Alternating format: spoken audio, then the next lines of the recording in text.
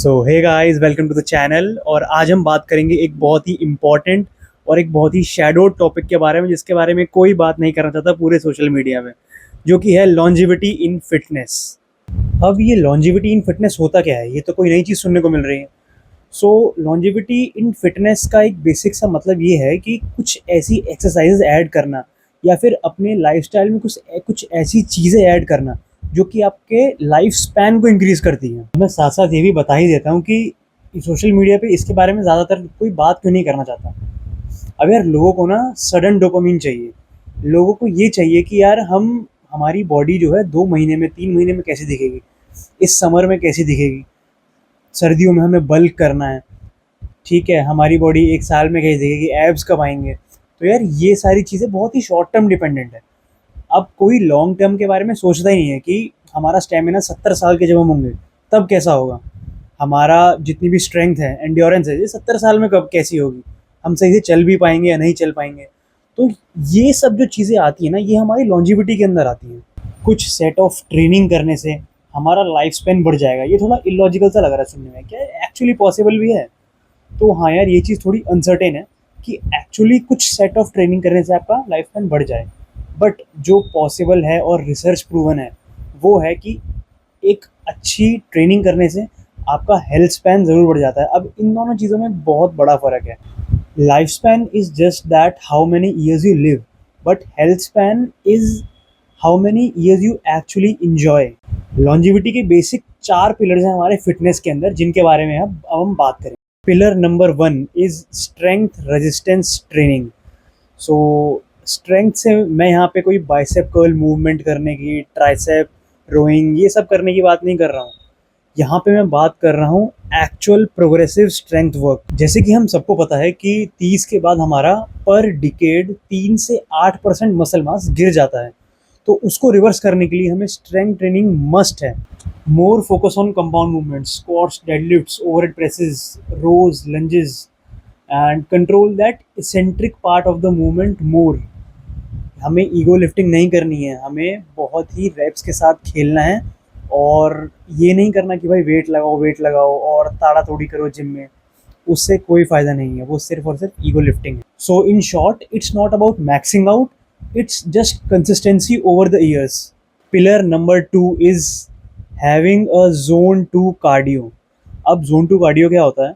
So basically कोई भी cardiovascular movement जिसमें आप दूसरे पर्सन से बात कर पा रहे हो, वो हमारा जोन 2 कार्डियो के अंदर आता है। फॉर एग्जांपल, हमारी walking at 6 kilometre per hour, हमारी इंक्लाइन वॉकिंग, हमारी cycling at a medium pace.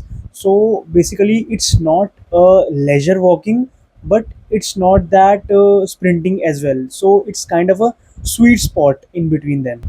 अब जोन 2 कार्डियो क्यों? Because the zone 2 cardio is the only intensity training that trains your mitochondria directly.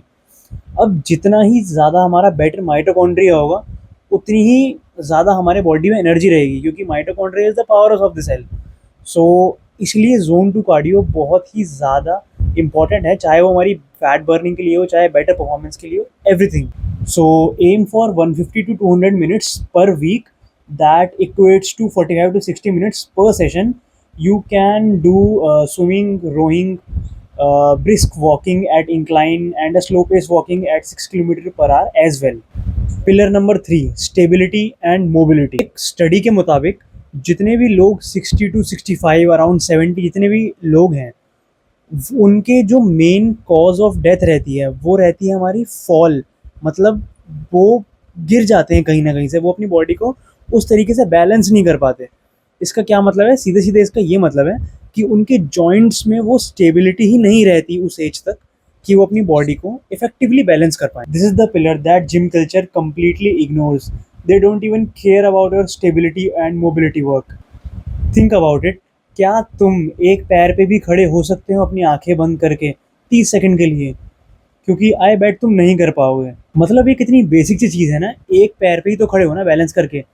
But trust me, 90% से ज़्यादा लोग ये नहीं कर पाएंगे, because they don't have that much stability in their body. और पता है इसको अचीव करने के लिए क्या करना है?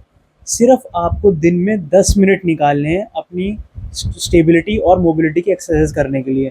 इसमें भी क्या, आपने हिप सर्कल्स कर लिए, आपने एंकल मोबिलिटी कर ली। ये छोटी मोटी जो एक्सरसाइजेज हैं, एक तरीके से warm up exercise, stretching exercise हैं, ये आपको रेगुलरली करनी है। आपके सिंगल लेग स्टैंड हो गए, टर्किश गेटअप्स हो गए, और आपके लोडेड कैरीज जो होते हैं, ये सारी मोबिलिटी की एक्सरसाइज हैं, ये आपको परफॉर्म करनी है हफ्ते में 1 से 2 सेशंस में।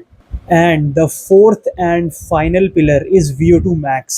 This is your body's maximum capacity to use oxygen during intense workouts or trainings. अब VO2 max एक बहुत ही ज़्यादा पावरफुल मेट्रिक है और ये एक हाईली ट्रेनेबल चीज़ है। मतलब इसको आप बहुत ही ईजिली ट्रेन कर सकते हो रेगुलर HIIT वर्कआउट्स अपने शेड्यूल में ऐड करके। अब जनरली इसके 1 से 2 सेशंस बहुत रहते हैं, क्योंकि it takes really heavy toll on our body. So इसकी एक्सरसाइज में अगर मैं बताऊं तो 30 seconds all out sprints for 8 sets.